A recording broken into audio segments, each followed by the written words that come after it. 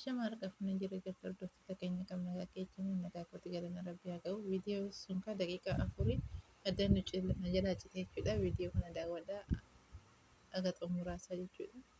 Asirraa hin barattu. Viidiyoo sanarraa waggaa jalqaba argitanii jirtanii kun immoo jidduu isaa keessa jechuudha.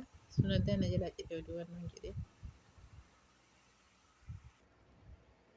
Egaa kana argitan kan akka jirru viidiyoo sana argitanii dura jalqaba jechuudha.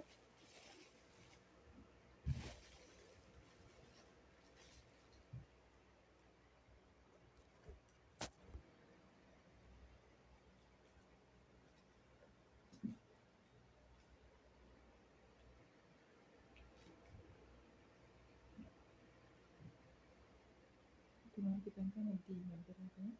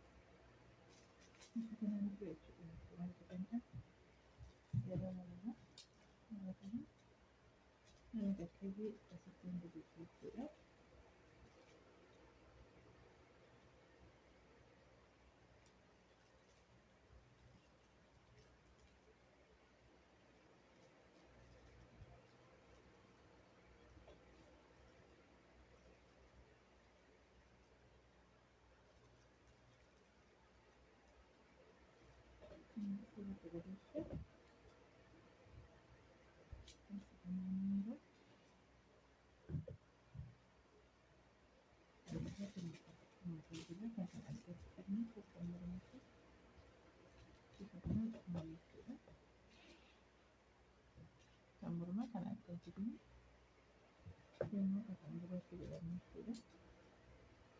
Suuraa keenyatti jedhamu kana sagalaan dura gosa qalbii magariisa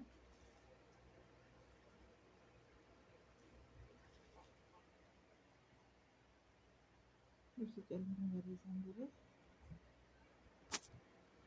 akkuma argitan kan jiru akkasitti jirre mucufni jechuudha akkanatti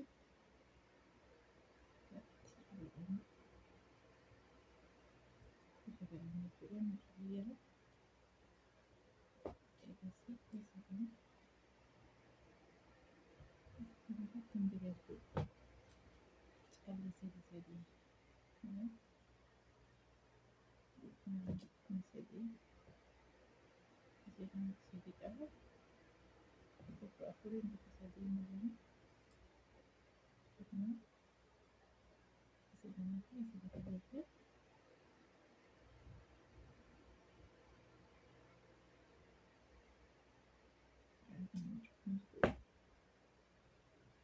Chargee isa kana kana wanti kun qabsiisuudha.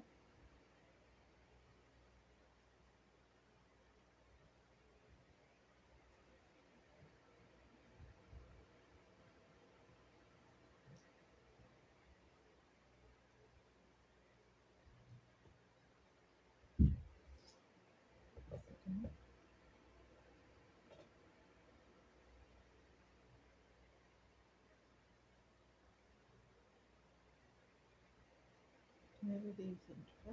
Bakka kanaan jechuudha.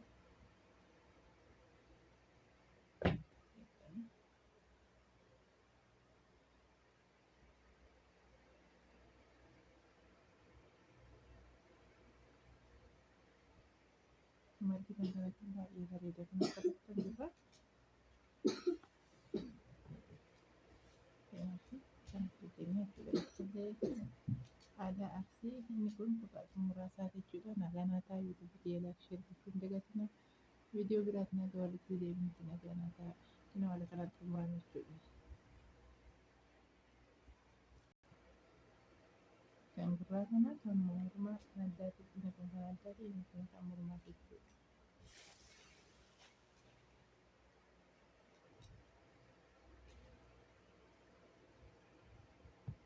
Warri irraa barachuu barbaadan viidiyoo sirriitti daawwadhaa jechuudha. Viidiyoo jalqabaa isa yoo daawwattan namaaf galaa jechuudha. Viidiyoo yoo hin daawwatin homaa isiniin galu jalqaba laaltanii bicha odeessitan isiniin galu jechuudha. Viidiyoo sirriitti daawwadhaa calleen dursa meeqan akka jalqabamu dhumarra meeqa akka ta'e isa kana daawwadhaa sirriitti. Viidiyoo haga xumuraa daawwattanii yoo hojjettan haala salphaan